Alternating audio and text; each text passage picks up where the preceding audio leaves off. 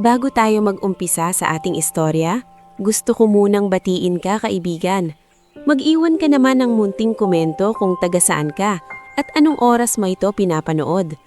Nakakatuwang isipin na sa iba't ibang sulok ng mundo, may mga pusong sabay-sabay na nakikinig at nakikiramay sa isang kwentong maaaring sumalamin din sa sarili nilang buhay.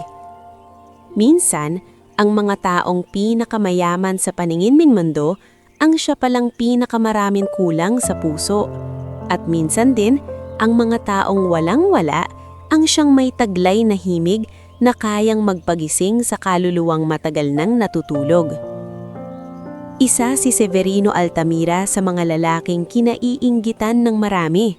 Sa edad na 41, siya ang chairman ng Altamira Holdings, may-ari ng mga hotel, commercial spaces, at ilang piraso ng lupain sa iba't ibang lungsod. Kapag nakita sa dyaryo o sa mga business magazine, iisa ang madalas na paglalarawan sa kanya. Desente, matalino, tahimik at mabagsik sa negosyo. Pero sa likod ng plantsadong Amerikana, mamahaling relo at malinis na pangalan, may isang katotohanang walang sino man ang kayang pagtakpan. Wasak ang puso ni Severino. 4 na taon na ang nakalipas mula nang pumanaw ang kanyang asawang si Liliane. Hindi sila nagkahiwalay, hindi sila nagtaksilan, hindi sila naubos sa away. Kinuha lamang si Liliane ng sakit na unti-unting dumurog hindi lang sa katawan nito, kundi pati sa buhay ni Severino. Mula noon, para bang tumigil ang oras ng lalaki kahit tuloy-tuloy pa ring umuusad ang mundo sa paligid niya. Sir, nandun na po ang board sa conference room. Maingat na paalala ng executive secretary niyang si Nadia Quilion isang umaga. Hindi man lang agad sumagot si Severino. Nakatitig lamang siya sa bintana ng kanyang opisina sa ika-25 palapag, pinagmamasdan ng mga sasakyang tila mga laruang gumaganaw sa ibaba. Sir, muling tawag ni Nadia. Dahan-dahan siyang lumingon. Pakisabi sa kanila 10 minutes. May memorial proposal din po para sa foundation ni Ma'am Liliane. Saglit na natigilan si Severino.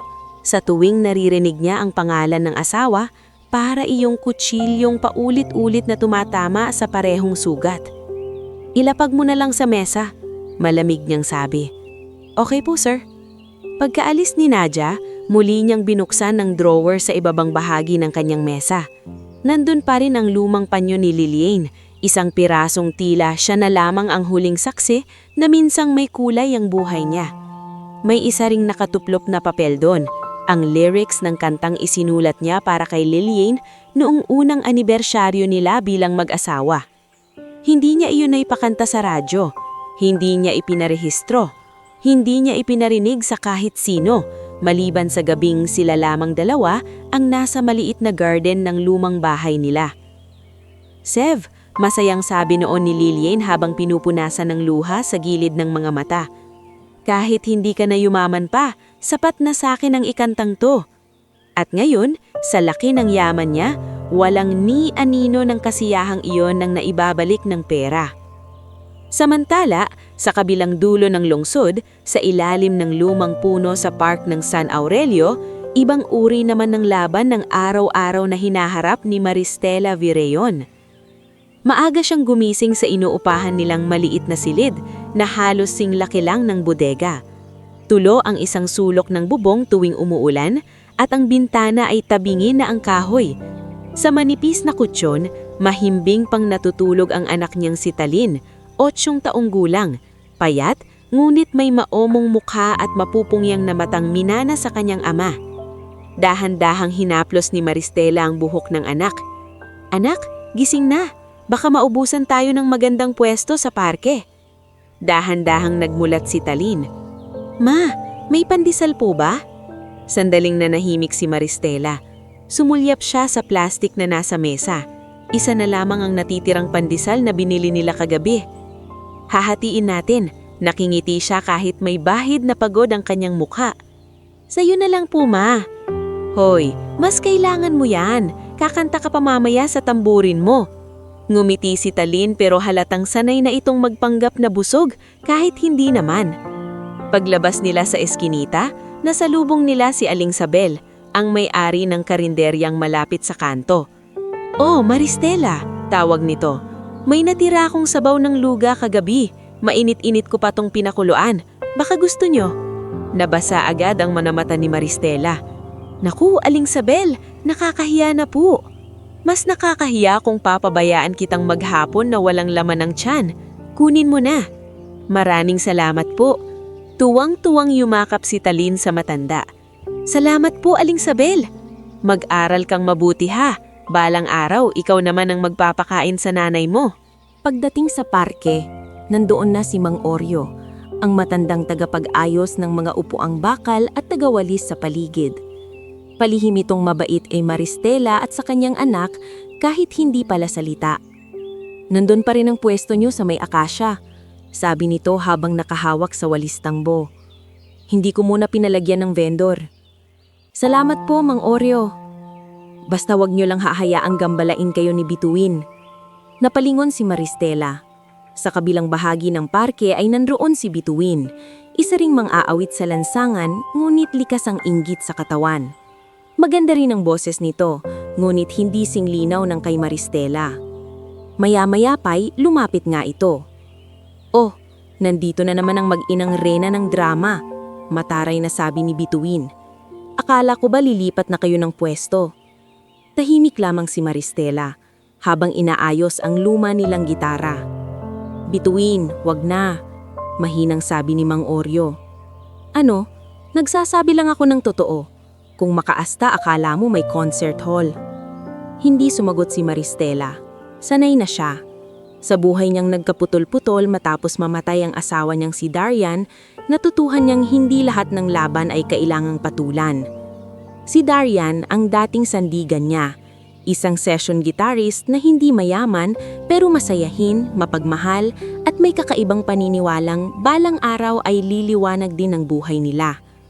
Nang magkasakit ito at sunod-sunod ang gastusin sa ospital, napilitang mangutang si Maristela sa kung sino-sino. Isa na roon si Rufino Jarret, isang mapagsamantalang kolektor na nagbibigay ng pautang kapalit ng halos kaluluwa ng umuutang. At kahit patay na si Darian, hindi pa rin tapos ang paniningil ni Rufino. Parang sinadya ng tadhana, lumitaw ito sa gilid ng parke bago pa magsimula si Maristela. "Nakapag-isip-isip ka na ba?" Malamig nitong tanong. "Nakikiusap ako kahit sa susunod na linggo na lang," sagot ni Maristela. "Paulit-ulit ka, wag mong hintayin na mapahiya ka sa harap ng anak mo." Napahigpit ang hawak ni Talin sa laylayan ng saya ng ina. "Hindi ko tinatakbuhan ng utang, naghahanap lang talaga ako ng paraan." Ngumisi si Rufino. "Maghanap ka ng mabilis, dahil sa susunod, hindi na ako magtitiis." Pagkaalis nito, parang nanlambot ang tuhod ni Maristela. Pero sa halip na umiyak, tumingala siya sa langit at saka huminga ng malalim. "Ma," bulong ni Talin, "kaya natin to." Pinilit niyang ngumiti. "Oo naman, basta magkasama tayo." Nagsimula siyang tumugtog. Sa unang hagod pa lang ng kanyang daliri sa gitara, tila humihanaw ang hangin sa paligid. Isa-isa, may mga napapalingon. May batang tumigil ng pagkain ng sorbetes. May magkasintahang napahinto sa paglalakad. May jogger na nagtanggal ng earphones. May kakaibang lungkot ang boses ni Maristela, ngunit hindi ito lungkot na mapait. Ito yung lungkot na marunong magtiis, yung lungkot na hindi humihiyaw, kundi marahang dumadaloy na parang ilog. At habang umaawit siya, panay ang mahinang hampas ni Talin sa kanyang mumurahing tamborin, maingat at seryoso na para bang isa siyang munting musiko sa malaking entabla. Bandang tanghali, may isang itim na luxury car na pumasok sa paligid ng Park District. Kakababa lamang mula sa isang memorial meeting si Severino. Yun na naman ang araw na pinilit siyang alalahanin sa harap ng iba ang isang pangalang araw-araw naman niyang pasan sa dibdib. "Sir, dadaan pa po ba tayo sa office?" Tanong ng kanyang driver na si Isandro Valles. "Wag muna," matamlay na sagot ni Severino. "Maglakad-lakad muna ako." "Sir, mainit po." "Isandro, pasensya na po." Naglakad si Severino sa loob ng parke na walang direksyon. Hindi niya alam kung bakit doon siya napadpad. Marahil dahil sawa na siya na ang bawat lugar na dinadaanan niya ay puro salamin ng tagumpay. Samantalang ang totoo'y hindi naman siya masaya. Habang naglalakad, may narinig siyang boses ng babae. Hindi pa niya makita ang mukha nito, pero ang tinig ay may kakaibang panginginig na tila marunong umabot sa pinakailalim ng alaala. Nang tuluyan siyang makalapit, doon niya nakita si Maristela. Payak ang damit, nakaupo sa mumurahing bangko, hawak ang lumang gitara. Katabi nito ang isang batang lalaki na marunong ngumiti kahit halatang salat sa buhay. Napatingin si Severino sa karton na nakapaanan nila.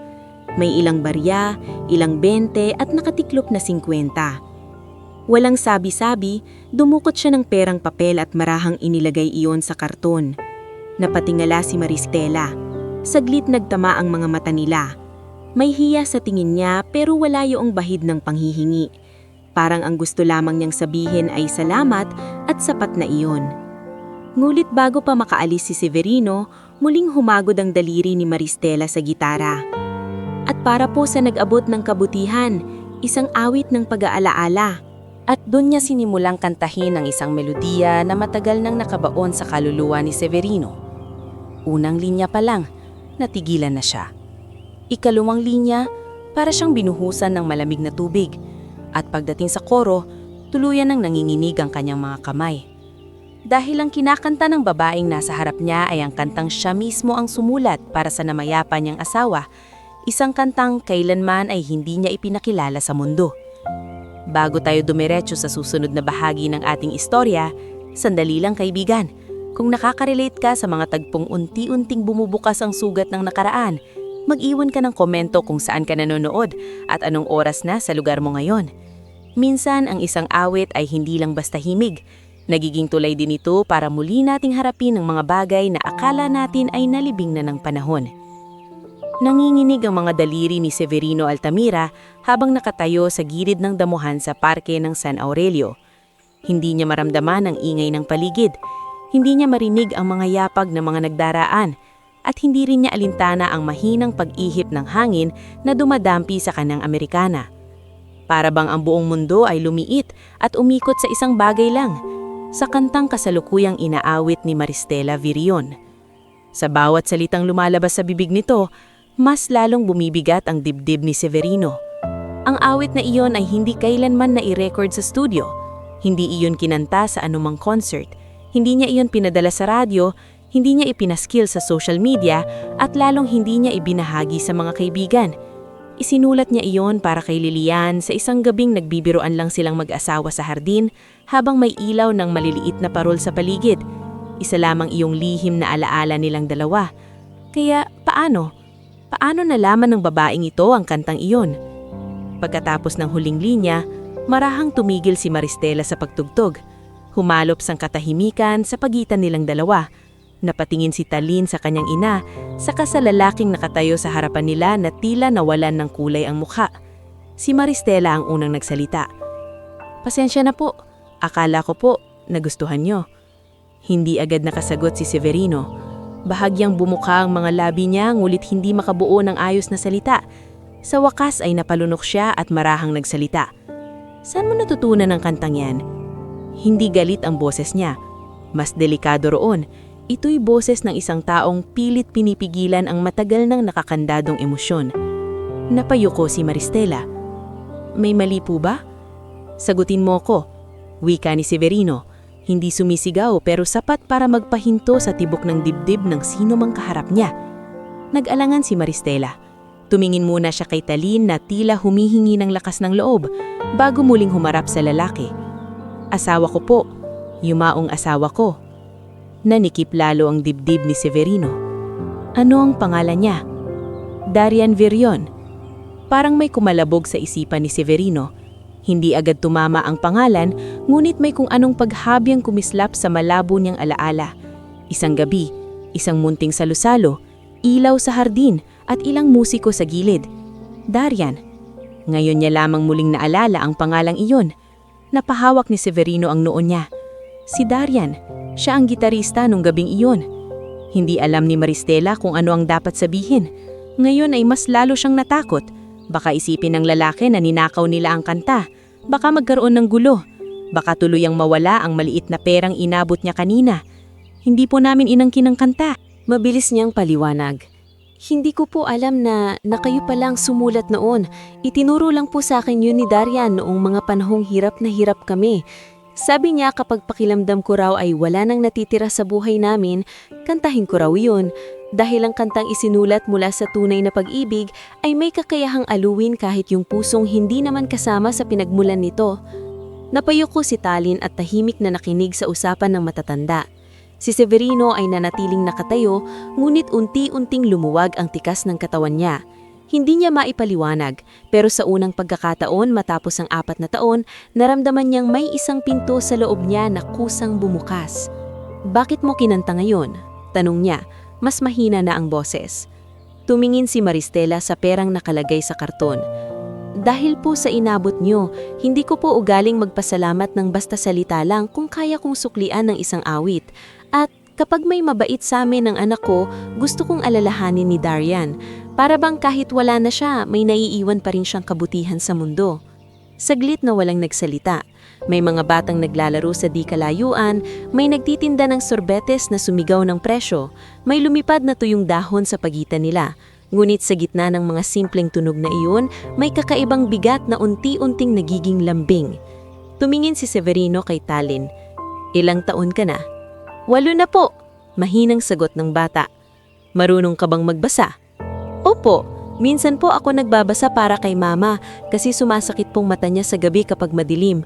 Napatingin si Severino kay Maristela. "Hindi kayo nakakagamit ng ilaw?" Nahiyang ngumiti si Maristela. "Madalas po, tipid lang. Minsan kasi mas kailangan ng bigas kaysa bumbilya." Napakurap si Isandro. Hindi niya akalaing aabot sa ganoong usapan ng amo niyang karaniwang hindi nakikipagpalitan ng salita sa mga estranghero. Ngunit kita rin niya na iba ang epekto ng babaeng ito kay Severino, hindi dahil sa ganda, kundi dahil may nadikit na alaala rito na hindi kayang iwasan ng kanyang amo. Muli namang nagsalita si Severino, ngunit ngayon ay hindi na bilang negosyante, kundi bilang lalaking tila muling natutong makinig. "Kumain na ba kayo?" Nagulat si Maristela. "Po? Kayo, kumain na ba kayo?" Mamaya pa po siguro, pag may naipon na kaunti." "Hindi ko tinatanong kung mamaya pa." Putol ni Severino, pero hindi ito matalim. "Tinanong ko kung kumain na kayo." Dahan-dahang umiling si Maristela. Tahimik na huminga si Severino, saka humarap kay Isandro. "Dalhin mo tayo sa pinakamalapit na maayos na kainan." "Sir?" Halos pabulhom na tanong ng aide. "Ngayon din." Nataranta si Maristela. "Hindi na po kailangan. Ayos lang po kami. Sanay naman kami." "Hindi yan limos," sabi ni Severino. "May mga tanong pa ako at mas mabuting hindi sa gitna ng parke ito pag-usapan." Nagtama ang mga mata nila. Sa pagkakataong iyon, may nakita si Maristela na hindi niya inaasahang sa mayamang lalaking nasa harap niya. Hindi awa, hindi pagmamataas, kundi isang uri ng pagod na matagal nang gustong magpahinga. Nag-alangan siya pero hinawakan ni Talin ang kamay niya. "Mama?" bulhom ng bata. "Mabait po siya." Napapikit sandali si Maristela bago tumanggi. Sa isang maliit ngumit desenteng restaurant sa Park District, kitang-kita ang pagkailang ng mag-ina. Maingat umupo si Talin, tila takot na mabasag ang baso sa mesa. Si Maristela naman ay halos hindi maitaas ang tingin sa menu. "Pumili kayo," sabi ni Severino. "Tubig lang po sa akin," tugon ni Maristela. Bahagyang sumangot si Severino. "Hindi yan ang tanong ko." "Sir," singit ni Isandro, "baka mas okay po kung ako na lang po ang mag-order." "Ako ang bahala," malamig na sabi ni Severino. Lumapit ang waiter. Umorder si Severino ng sapat na pagkain para sa 4 na tao. Nang mailapag ang pagkain, hindi agad gumalaw sina Maristela at Talin. "Bakit hindi kayo kumakain?" tanong ni Severino. Nahiyang tumingin si Talin kay Mama. "Mama, pwede na po ba?" Tumanggi si Maristela. Noon lang mabilis, ngulit magulang kumain ng bata. Hindi sakim, hindi magulo, halatang pinalaking may disiplina kahit salat sa buhay. Pinagmamasdan niya ni Severino, may kung anong sumisikip sa lalamunan niya. Naalala niya si Lilian na lagi ring naaawa sa mga batang may buting adas ngulit kapos sa oportunidad. Matapos ng ilang sandali, muli namang nagsalita si Severino. Ngunit ngayon ay hindi na bilang negosyante, kundi bilang lalaking tila muling natutong makinig. Sinabi mong itinuro sa iyo ni Darian ang kanta sa panahon ng paghihirap niyo. Kailan yon? Noong huling taon ng buhay niya, madalas siyang umuuwing napagod galing sa mga tugmaan. Kapag nakikita niya akong umiiyak dahil sa bayarin at gamot, kukunin niya yung gitara at sasabihing, "Makinig ka, Maris, hindi pa tapos ang buhay hanggat may awit ka pang kayang ilabas." Napayuko siya sandali. Nung una, ayaw niya pang ituro ang kantang iyon. Sabi niya baka hindi raw iyon para sa iba.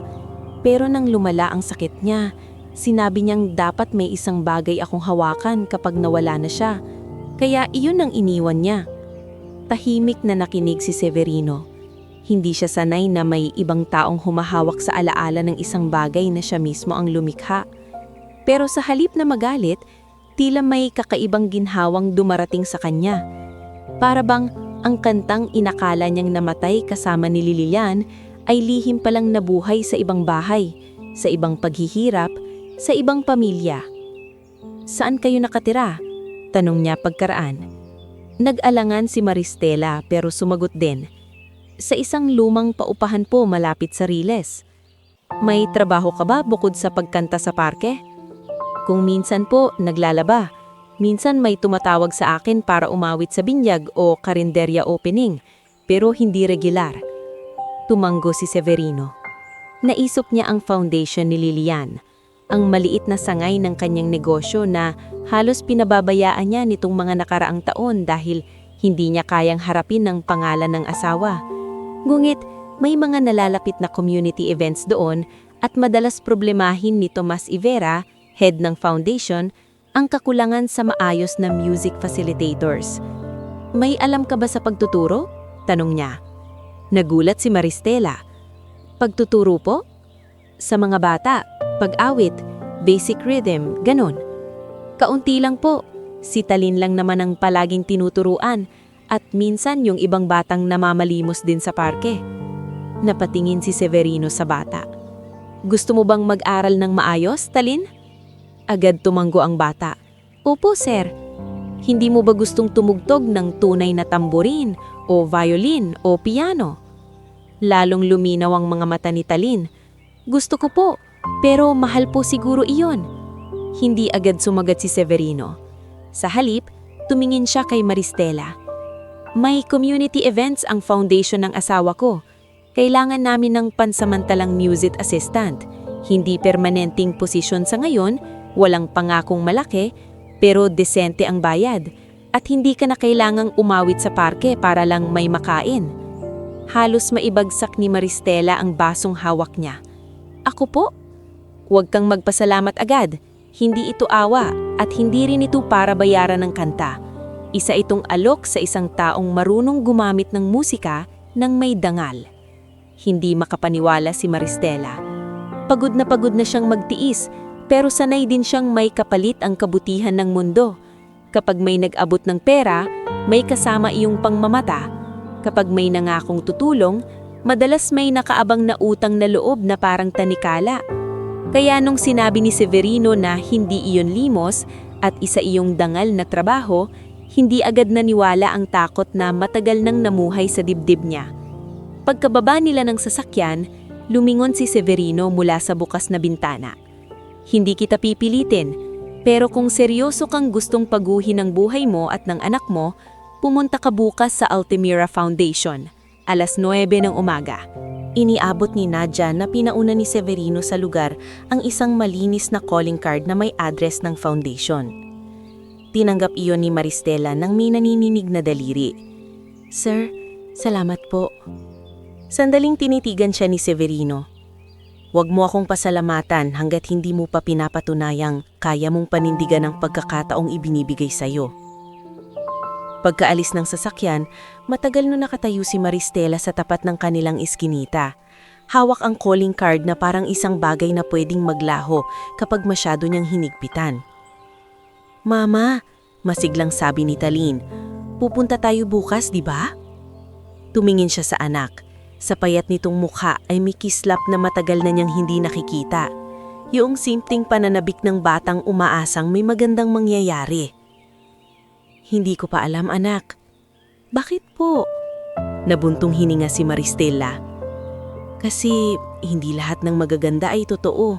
Minsan kapag nasanay kang laging nasasaktan, natatakot kang paniwalaan ng mabuti. Lumapit si Talin at hinakap ang baywang niya.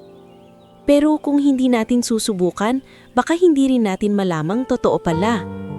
Natahimik si Maristela.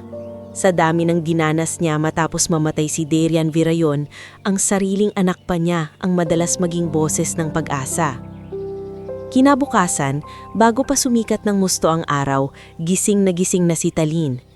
Inayos ni Maristela ang taning desenteng blouse niya, isang kupas na kulay cream na maingat niyang nilabhan noong nakalaang linggo.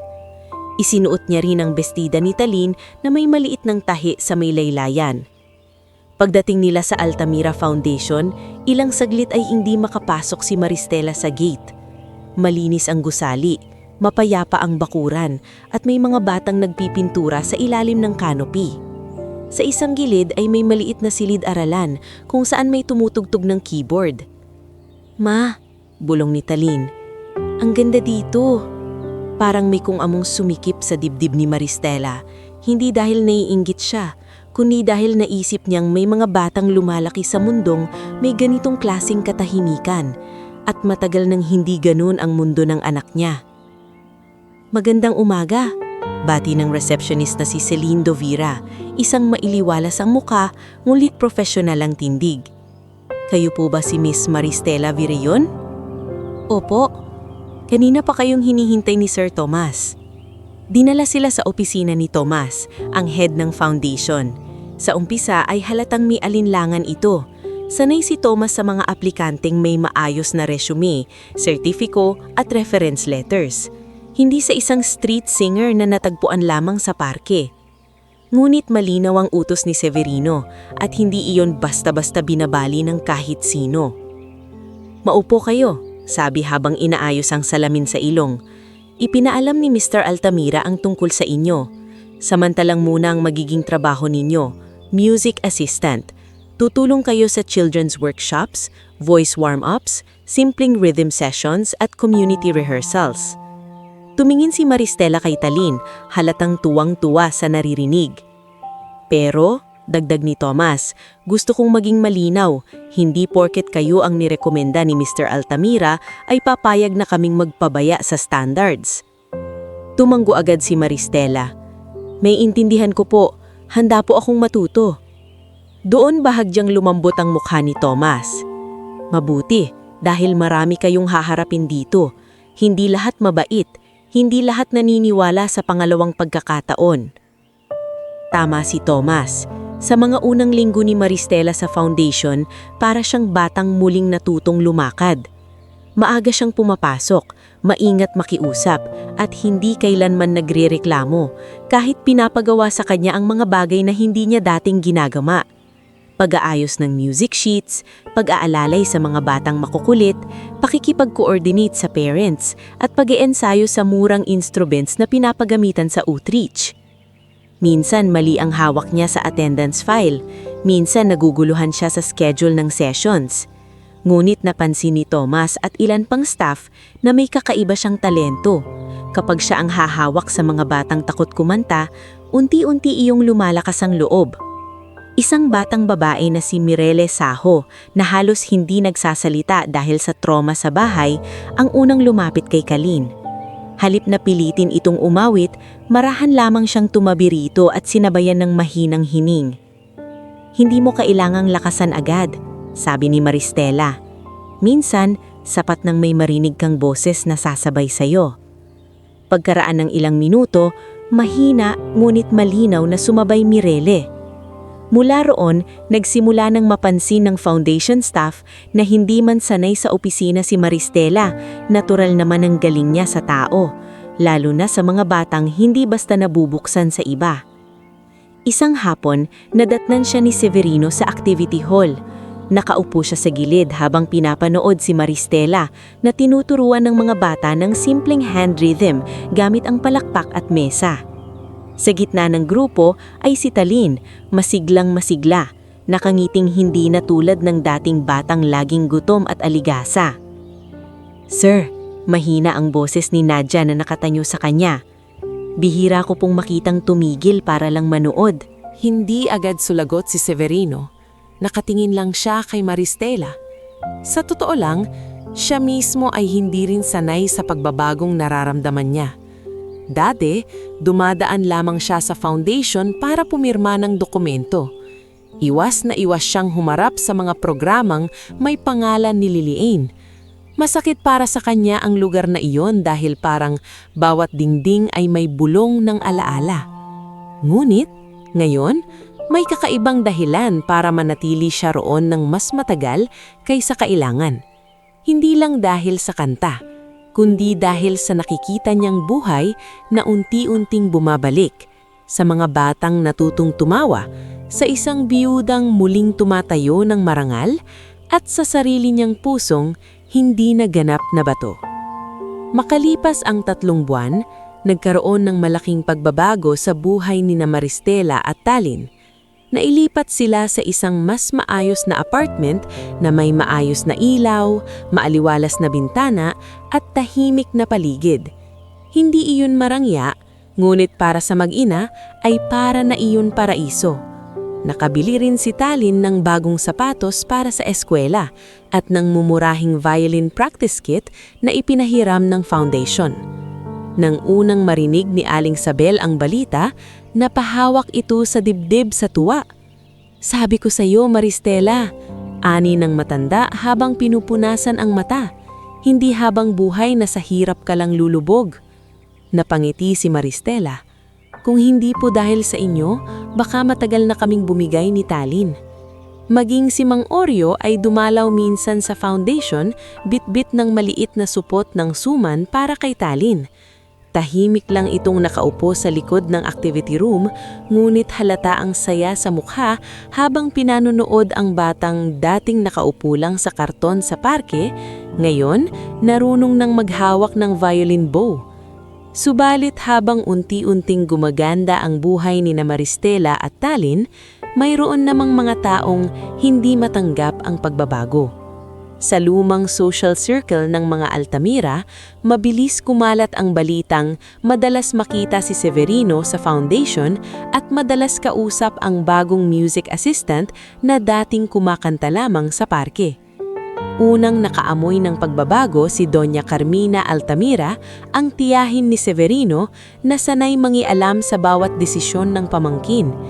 Ilang taon na niyang hinihintay na tuluyan ng mawalan ng interes si Severino sa personal na buhay upang mas madali niyang mapasok ang mas maraming bahagi ng negosyo. "Hindi ako naniniwalang walang dahilan ang paglalapit nilang yan," sabi niya habang umiinom ng tsaa sa sala ng mansyon niya. Katabi niya si Leocadia Vos, isang sosyalitang matagal nang gustong maipareha ang anak niyang si Brian kay Severino para sa mas malawak na koneksyon sa negosyo. "Mga babaeng galing sa hirap," mapanghusgang sabi ni Leocadia, "akala mo mahinhin pero marurunong magtimpe para sa tamang tiempo." Napangiti ng manipis si Doña Carmina. "Kaya bago pa tuluyang mahulog ang pamangkin ko, dapat alam natin kung sino talaga ang babaeng yan." Samantala, sa parke, lalong kumukulo ang inggit ni Bituin. Dati ay magkapantay lamang sila ni Maristela sa tingin ng mga tao. Ngayon, ang dating kasamang umaawit sa lansangan ay nakabihis na ng maayos, nagtatrabaho sa foundation at unti-unti nang nagkakaroon ng lugar sa mundong hindi kailanman naabot ni Bituin. "Maswerte lang siya," asar nitong sabi sa isang tindera ng fishball. Narinig iyon ni Rufino Jarrett na minsan na ring sumulpot sa parke at naghahanap kay Maristela. Nagsalubong ang kanilang tingin.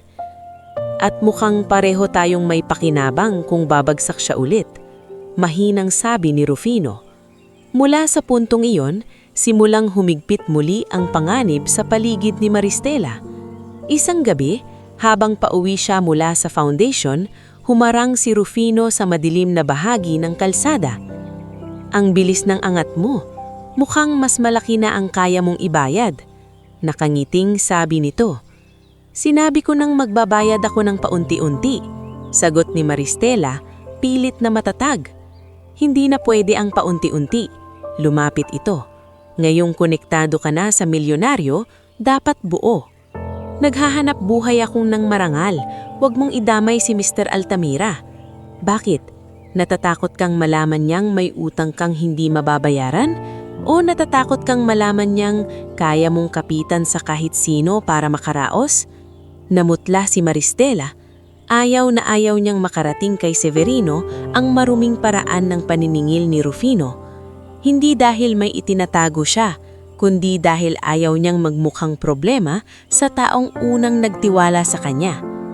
Bibigyan kita ng oras, pero tandaan mo, kapag hindi mo ako binayaran, hindi lang pangalan mo ang sisirain ko, pati ang tiwala na mayroon sa iyo ng milyonaryong yan. Hindi siya nakatulog noong gabing yon. Kinabukasan, sa foundation, napansin ni Severino ang pamumutla ni Maristela. May sakit ka ba? Tanong niya hatas sa foundation matapos ang rehearsal ng mga bata. Wala po sir, pagod lang. Hindi ka marunong magsinungaling, tuwid niyang sabi. Napayoko si Maristela. Hindi siya makatingin ng diretsyo. Sa totoo lang, gustong-gusto na niyang magsabi. Ngunit natatakot siya. Natatakot siyang kapag nalaman ni Severino ang utang, ang panggigipit, at ang bahid ng gulo sa paligid niya. Iisipin nitong mali ang pagpili nito sa kanya. Kung may problema ka, sabihin mo, dagdag ni Severino. Kayang-kaya ko po. Iyon ang maling sagot. Dahil simula noon, napansin ni Severino na tila may pader na namang itinatayo si Maristela sa pagitan nila. Hindi na ito katulad ng mga nakaraang linggong natututo ng ngumiti ng maluwag. May panibagong kaba sa mga mata nito at mas madalas itong magmukhang lutang. Lumipas pa ang ilang linggo at dumating ang pinakaaabangang gabi ng foundation, ang taunang charity gala for Lillian Arts and Hope Program. Ito ang unang pagkakataon sa loob ng 4 na taon na pumayag si Severino na dumalo ng buo at magsalita sa harap ng donors. Para kay Tomas, para kay Nadia, at para sa buong staff, malaking senyales iyon na unti-unti nang bumabangon muli ang kanilang chairman mula sa mahabang dalamhati. Nakaayos ng simple ngunit elegante si Maristela ng gabing iyon. Hindi siya parang sosyalita, ngunit dala niya ang kakaibang dignidad na hindi kayang bilhin ng mamahaling tela.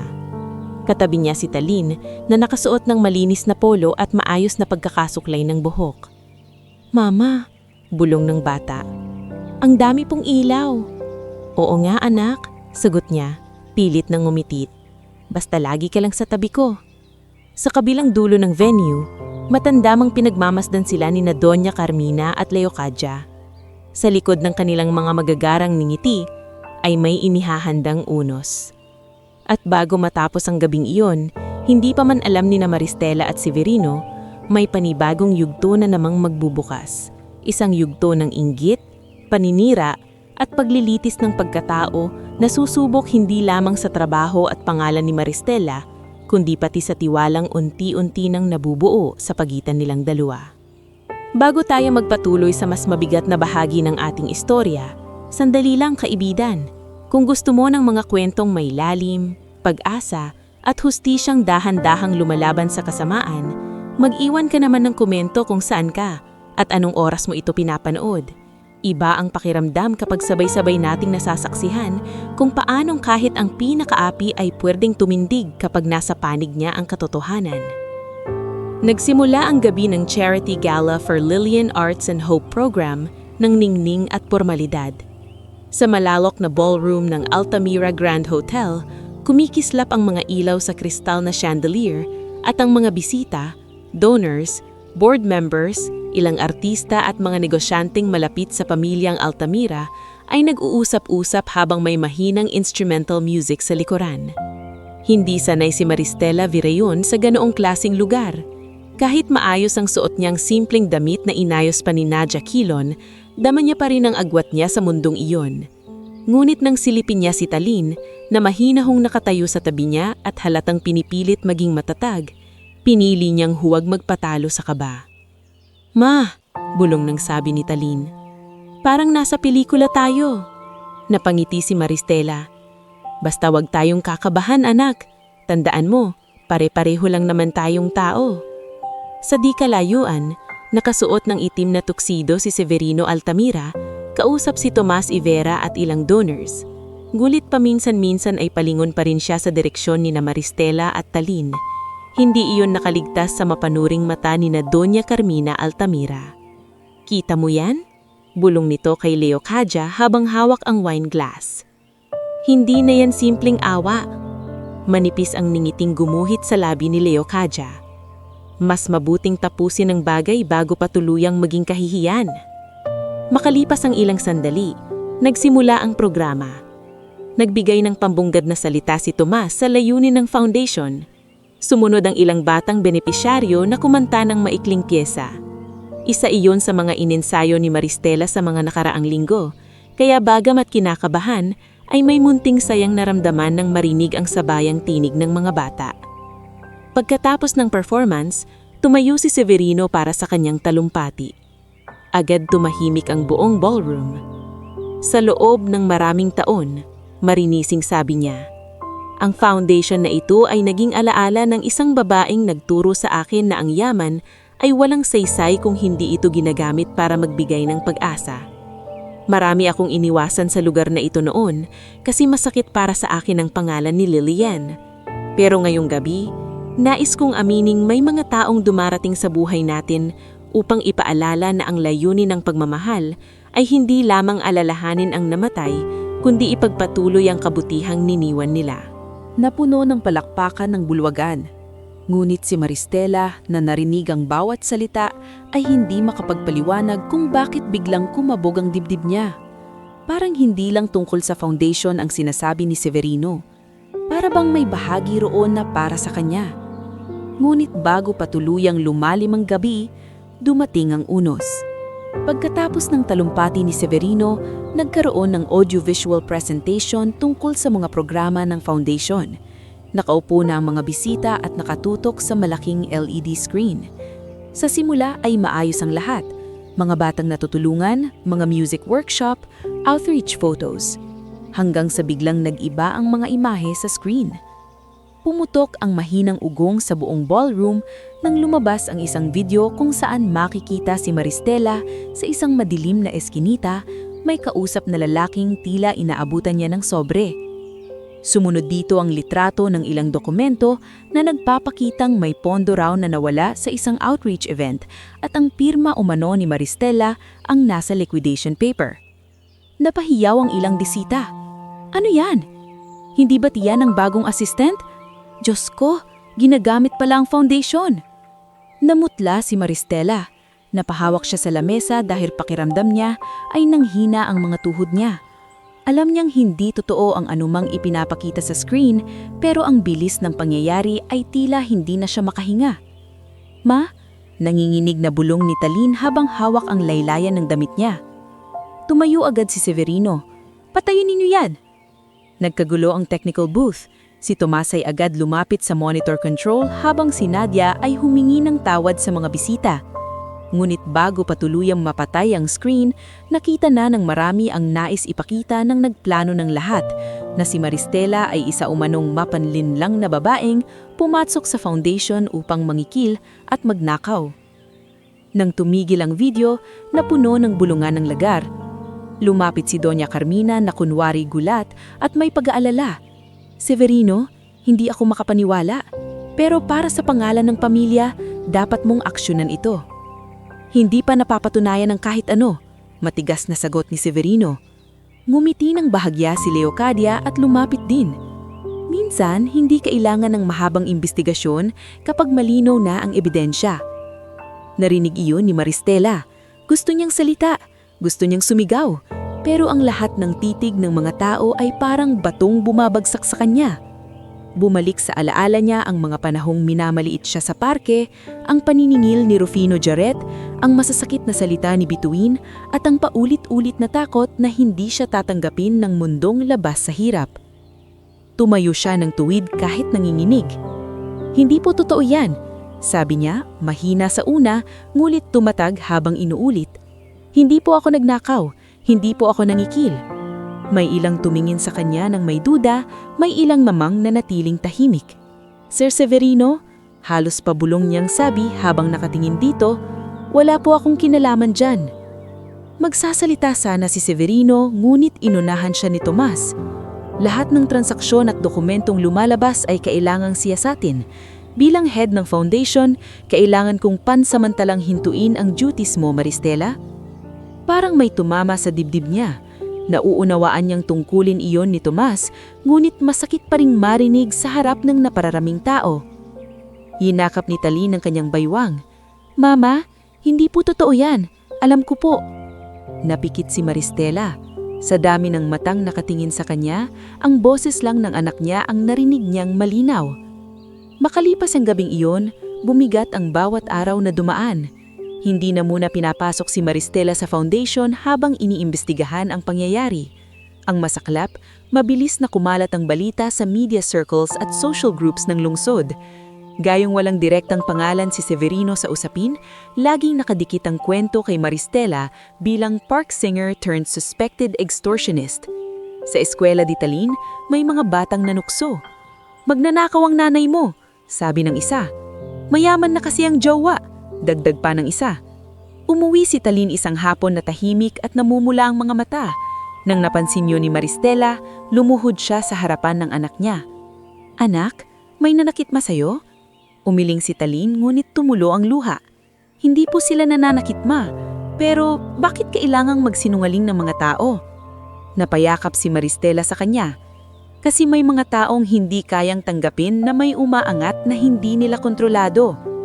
Samantala, hindi rin nakaligtas sa gulo ang mga taong naging kabalikat ni Maristela. Ang Aling Sabel ay pinagtanong-tanong lang ng ilang usisero sa karenderya. Ang Sister Gemma ay nakatanggap ng hindi magagandang mensahe sa center. Kahit si Mang Oreo na wala namang kinalaman sa foundation ay narinig ang pangalan ni Maristela na binabastos sa parke. Sa gitna ng lahat ito, isa lang ang hindi umaatras, ang Severino. Nasa opisina siya ng gabing iyon, nakatayo sa harap ng mesa ni Felix Oren ang kanyang legal advisor. Peking liquidation papers? Sabi ni Felix habang inilalatag ang mga printouts. Hindi tugma ang signature pattern at ang transfer slip na ipinakita sa video, manipulated ang timestamp. Nahanap mo ba kung sino ang nagpasok ng video? Tanong ni Severino. May butas na ang investigation pero hindi pa sapat para pangalanan agad. Pumasok si Nadia dala ang tablet. Sir, may nahanap po akong kakaiba sa payment logs. May 2 small transfers na dumaan sa dummy vendor account bago ang gala. Parehong napunta sa pangalan ni Rufino Jarrett. Biglang tumalim ang tingin ni Severino. Sigurado ka? Opo. At may isa pang pangalan sa contact chain, si Bituin Salvion. Napakuyom ang kamao ni Severino. Nagsimula nang magdugtong-dugtong ang lahat. Ang paninira sa parke, ang akaibang pagkabalisa ni Maristela nitong mga huling linggo, ang biglang pagkakaroon ng ebidensya sa gabing pinakamahalaga sa foundation. Hindi niya sinabi sa akin, mabigat niyang sabi. Marahil ayaw niya kayong idamay, tugon ni Felix. Doon napayuko si Severino. Hindi niya akalaing mas masakit palang malaman na may pinasan si Maristela ng mag-isa kaysa marinig na may problema ito.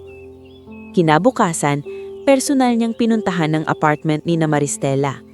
Pagbukas ng pinto, tila nagulat si Maristela nang makita siya. Halatang puyat ito at namumugto ang mata, pero maayos pa ring nakatayo. Sir? Nag-imbestiga ako, sabi agad ni Severino. Bakit hindi mo sinabi sa akin ang tungkol kay Rufino? Napayuko siya. Ayokong isipin niyong dinala ko ang gulo ko sa buhay ninyo. Dinala mo ang bigat mo ng mag-isa, sagot niya. May bahid ng galit pero higit ang sakit. At hinayaan mong gamitin ka ng mga taong naninira sa'yo. Pasensya na po. Humigil ka. Huminga siya ng malalim. Hindi ako naparito para hingin ka ng sorry. Nandito ako para sabihin na lalaban tayo. Napatingin si Maristela sa kanya, tila hindi agad maunawaan ng sinabi. Nakita na namin ang bayad kay Rufino. May butas na ang peking dokumento. Kailangan lang natin ng final proof.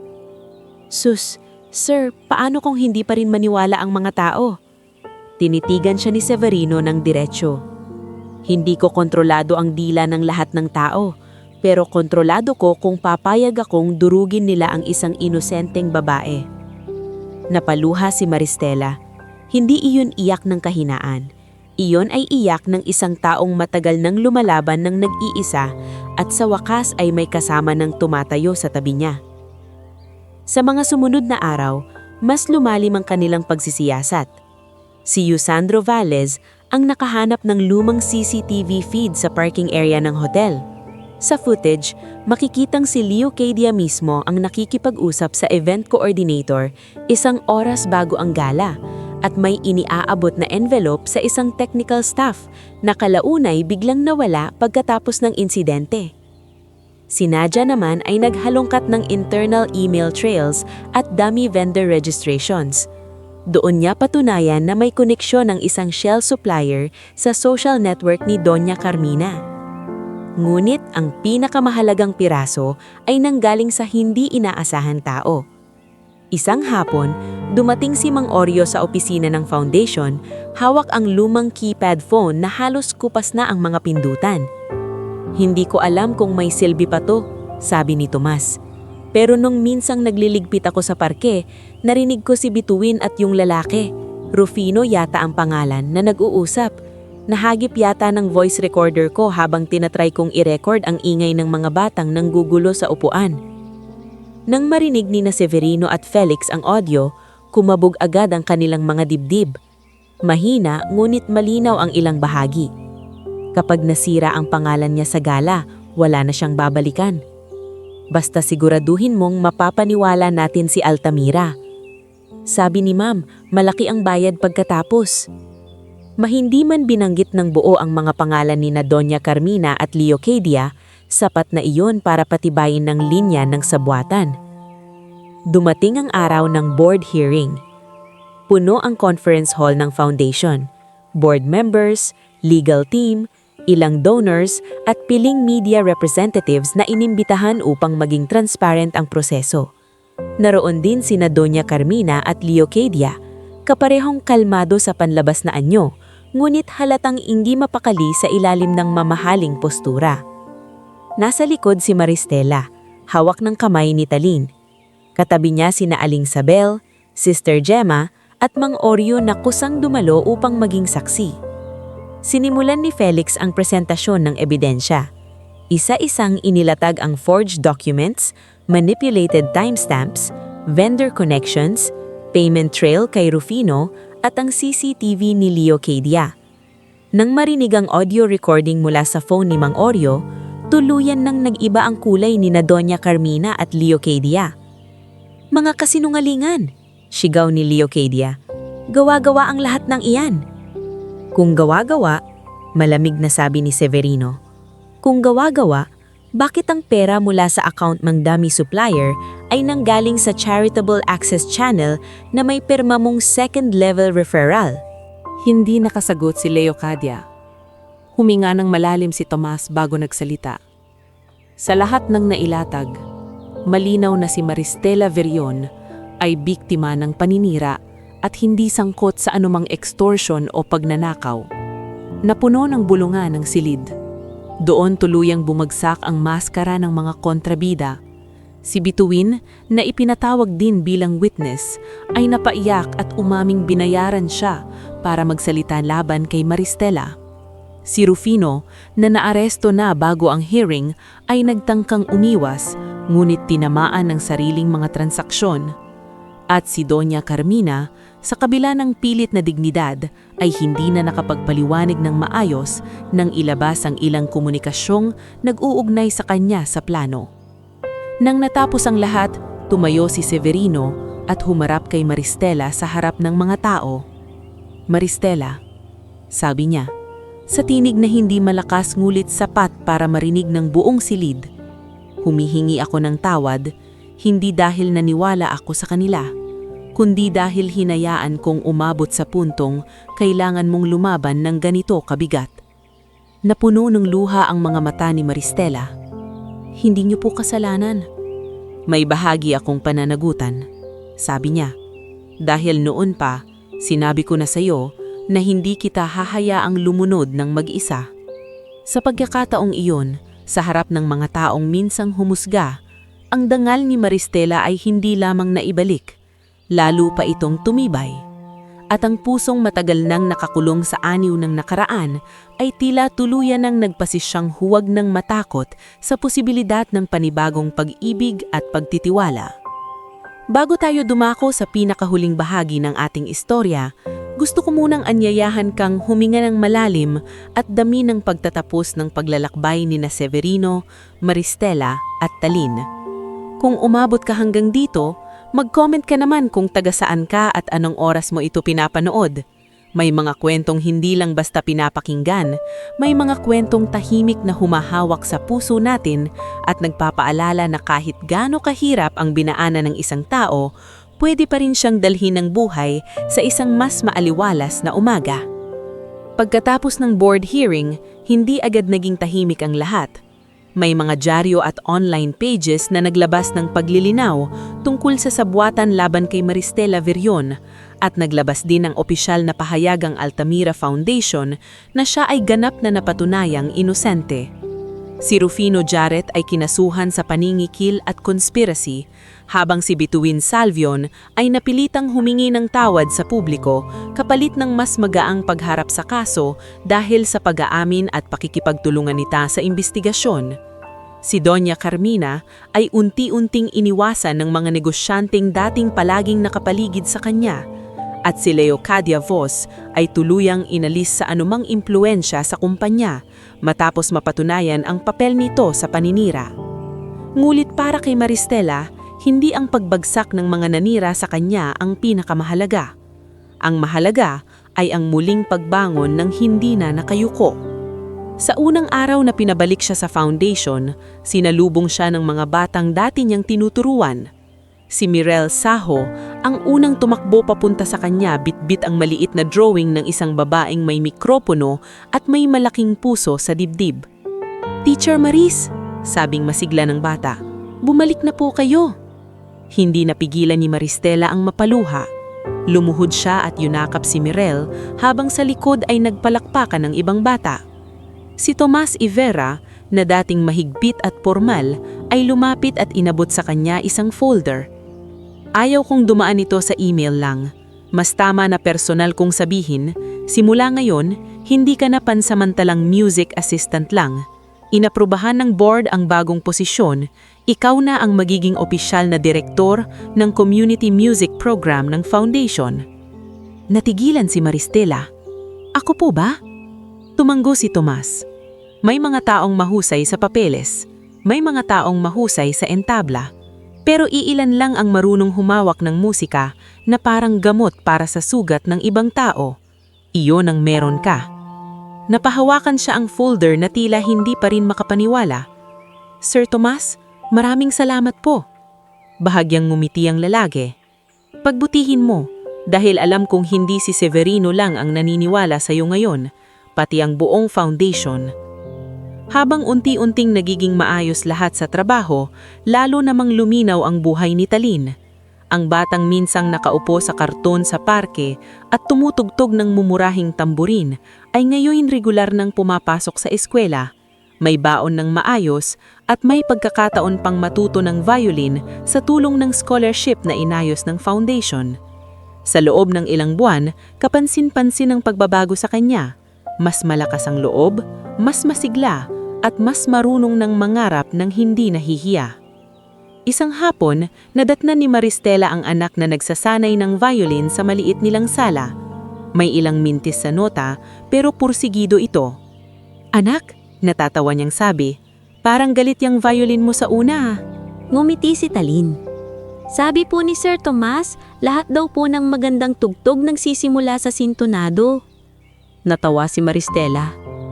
"Totoo naman." Maya-maya ay may kumatok sa pinto. Pagbukas niya, naroon si Severino Altamira, may bitbit na maliit na kahon at wala ang karaniwang malamig na tikas sa mukha. Sa halip ay may tahimik na init sa kanyang mga mata. Isang init na unti-unting natutunang bumalik mula nang dumating sa buhay niya ang mag-ina. "Pasensya na sa biglaang pagbisita," sabi niya. "Nadaan ako mula sa opisina." "Hindi po kayo nakakaabala," sagot ni Maristela. "Pumasok po kayo." Pagpasok ni Severino, nakita niyang may mga halaman na sa gilid ng bintana, may malinis na mantel sa mesa at may simpleng liwanag ang apartment na malayo sa dati nitong anyo. Hindi man marangya, ramdam ang katahimikan at pagsisikap. Lumapit si Talin. "Sir, marunong na po akong mag-scale." "Aba, gusto kong marinig yan," tugon ni Severino. Pagkatapos tumugtog ng bata, maharan siyang nagpalakpak. "Magaling, pero may mas bagay siguro sa'yo kaysa sa gamit mong practice violin." Iniabot niya ang maliit na kahon kay Talin. Nang buksin siyon ng bata, tumambad ang isang mas maayos na violin bow at set ng bagong strings. "Para sa akin po ito?" Halos pabulong na tanong ni Talin. "Oo," sagot ni Severino. "Pero may kondisyon." "Ano po?" "Kailangan mong ipagpatuloy ang pag-aaral mo, hindi lang sa musika, pati sa lahat ng bagay na magpapalaki sa'yo na mabuting tao." Tumanggo si Talin ng buong sigla. "Opo." Habang pinagmamasdan ni Maristel ang esena, may kung anong banayad na saya sa dibdib niya.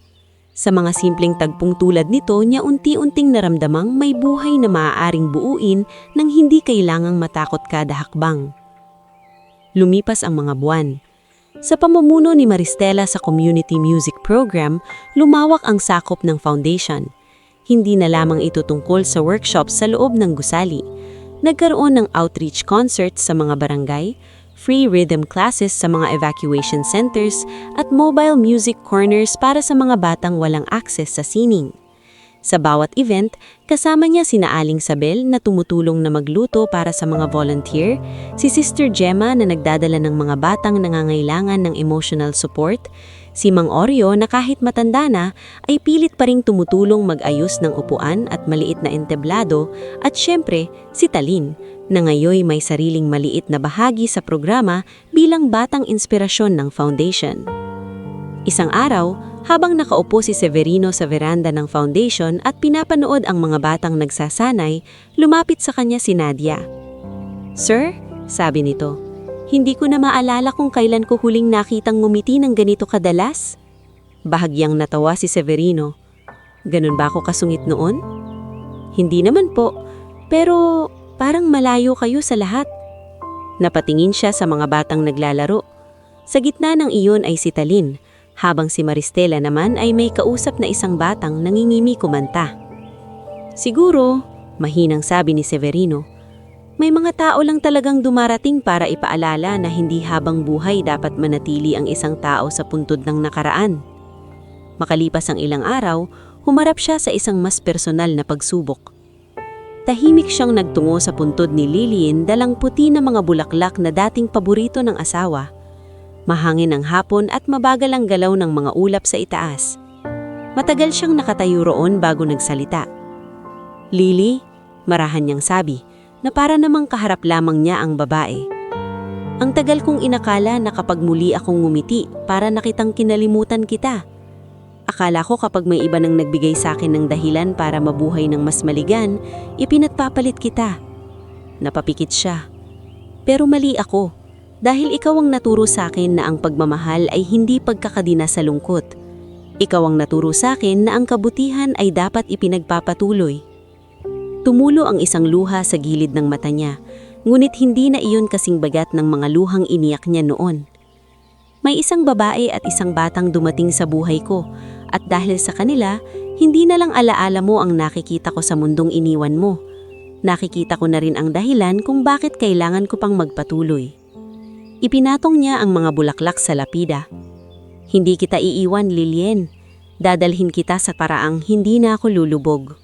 Pag-uwi niya mula sa sementeryo, tila mas magaan na ang mga hakbang niya, at doon niya napagtanto na handa na siyang gawin ng isang bagay na ilang buwan na niyang dinadala sa puso. Dumating ang unang anibersaryo ng muling pagbubukas ng Foundation's Expanded Music Program. Bilang pagdiriwang, nagpasya si Maristela na idaos ang pinakamalaking open-air concert nila sa mismong parke ng San Aurelio, ang parehong lugar kung saan unang nagtagpo ang landas nila ni Severino. Ngunit ngayon, hindi na siya uupo sa mumurahing bangko na may lumang gitara at karton sa paanan. Ngayon ay may maliit ng maayos na entablado, may ilaw, may audience na mula sa komunidad at may mga batang sabik magtanghal. Pagdating ni Maristela sa parke ng gabing iyon, sandali siyang natigilan. Parang bumalik sa alaala niya ang dating sarili. Payat, pagod, may pangambang baka wala na namang makain kinabukasan. Ngunit sa tabi niya ngayon ay si Talin, nakabihis ng maayos at may hawak na violin. Sa paligid ay sina Aling Sabel, Mang Oreo, Sister Gemma, Tomas, Nadia at iba pang staff na naging bahagi ng kanilang pagbangon. "Teacher Maris!" Tawag ng mga bata. Ngumiti siya at umakyat sa entablado. Pagkatapos ng ilang performances, si Tomas naman ang nagsilbing host at nagsalita sa mikropono. May isang awit na minsang naging tulay ng dalawang sugatang buhay. At ngayong gabi, muli natin iyong maririnig, hindi na bilang awit ng pagluluksa, kundi bilang awit ng paghilom. Napatingin si Maristela sa gilid ng entablado. Naroon si Severino, nakasuot ng simpleng dark suit, hawak ang mikropono. Nagtagpo ang mga mata nila at sa unang pagkakataon ay wala ng takot sa pagitan nila. Meron na lamang isang malalim na pagkakaunawaan. Umakyat si Severino sa entablado at tumabi sa kanya. "Handa ka na?" tanong niya. Ngumiti si Maristela. "Basta ikaw ang magsisimula." Magsasagot sana si Severino nang may sumingit na maliit na tinig mula sa gilid. "Sir, wag po kayong kakabahan." Napatawa ang audience, maging si Severino ay napangiti ng maluwag. Nagsimula ang musika. Sa unang nota pa lang, tumahimik ang buong parke. Ang kantang minsang inawit ni Maristela sa tabi ng karton at barya ay ngayoy umaalingaw-ngaw sa himpapawid sa bagong ayos. Hindi na ito tunog paalam, hindi na ito tunog sugat. Bagkus, ito ay tunog ng dalawang pusong natutong maghilom nang hindi kinakalimutan ang mga taong naghubog sa kanila. Pagkatapos ng kanta, umalingaw-ngaw ang palakpakan. May ilang umiiyak, si Aling Sabel ay panay ang punas ng mata. Si Mang Oreo naman ay palihim na umiiling na tila natutuwa sa laki ng ipinagbago ng buhay. At bago pa humupa ang palakpakan, humarap si Severino kay Maristela, hawak pa rin ang mikropono. "Maristela," sabi niya sa tinig na matatag ngulit taos, "noong araw na nakita kang umawit dito sa parke, ang totoo wala akong planong baguhin ng buhay mo. Wala rin akong planong baguhin ng sarili ko. Akala ko isa ka lang sa mga taong madadaanan at malilimutan ng isang taong gaya ko. Pero ikaw ang nagpaalala sa akin na may mga kantang hindi natatapos sa huling linya. May mga kantang nagsisimula pa lang kapag may ibang pusong handang magpatuloy." Tahimik na nakinig ang lahat. "Hindi ko kayang pangakuan ka ng buhay na walang problema, pero kaya kong ipangako na hindi na kita hahayaang magdala ng bigat ng mag-isa. Kung papayagan ka, gusto kong makasama ka habang buhay. Ikaw at si Talin bilang tunay kong pamilya." Napatakip ang bibig ni Maristela habang tumutulo ang luha niya. Hindi ito luha ng pagkabigla lamang, ito ay luha ng isang babaeng nagutom, napahiya, nasaktan at pinilit maniwalang wala ng mas magandang bukas na naghihintay para sa kanya. Mula sa ibaba ng entablado, sumigaw si Talin. "Mama, sabihin niyo na po!" Napatawa ang lahat sa gitna ng pag-iyak. Tumanggi si Maristela, saka harang hinawak ang kamay ni Severino. "Oo," nanginginig niyang sabi. "Oo, Severino." Makalipas ang ilang buwan, isang payak ngunit napakagandang seremonya ang ginanap sa Hardin ng Foundation. Walang sobrang karangyalan, ngunit puno ng mga taong tunay na nagmalasakit sa kanila. Naroon sina Tomas, Nadia, Yasandro, Aling Sabel, Mang Oreo, Sister Gemma at ang mga batang tinulungan ng programa. Sa gitna ng mga bulaklak at musika, ikinasal sina Severino at Maristela. Sa araw ding iyon, may isa pang seremonyong tahimik ngunit mas lalong tumatak sa puso ng lahat, ang legal na pag-ampon ni Severino kay Talin. Habang hawak ang dokumento, lumapit ang bata kay Severino, tila nahihiya ngunit gustong-gustong magsalita. Pwede ko na po bang kayong tawaging Papa? Namasa ang mga mata ni Severino. Lumuhod siya sa harap ng bata at hinawak ang balikat nito. Matagal ko nang hinihintay marinig yan, Sagot niya. Niyakap siya ni Tali ng mahigpit. At sa unang pagkakataon matapos ang napakaraming taon ng pagluluksa, pagkawala, gutom at paninira, buo nang masasabi ni na Severino at Maristela na natagpuan nila hindi lamang ang pag-ibig, kundi ang tahanang matagal nilang hinanap. Ang parke ng San Aurelio ay nanatiling bahagi ng buhay nila. Paminsan-minsan, bumabalik sila roon hindi para mamalimos, hindi para takasan ng lungkot, kundi para magdaos ng libreng mini-concert para sa mga pamilyang kapos at sa mga batang nangangarap. Si Maristela ay umaawit na yan hindi para mabuhay lang, kundi para magbigay buhay sa pag-asa ng iba. Si Telin ay tumutugtog ng violin na may ngiting walang bahid ng takot. At si Severino ay nakaupo sa unahan, hindi na bilang lalaking ulila sa nakaraan, kundi bilang asawang marunong magmahal muli at amang natutong mabuhay para sa kasalukuyan. Ang perang minsang inilagay sa karton bilang simpleng limos ay nauwi sa isang himalang walang sino man ang nakahula. Ang paghilom ng dalawang wasak na puso, ang pagbangon ng isang ina, ang paghubog sa kinabukasan ng isang bata, at ang pagsilang ng isang pamilyang hindi itinayo sa awa, kundi sa dignidad, katotohanan at pangalawang pagkakataon sa pag-ibig.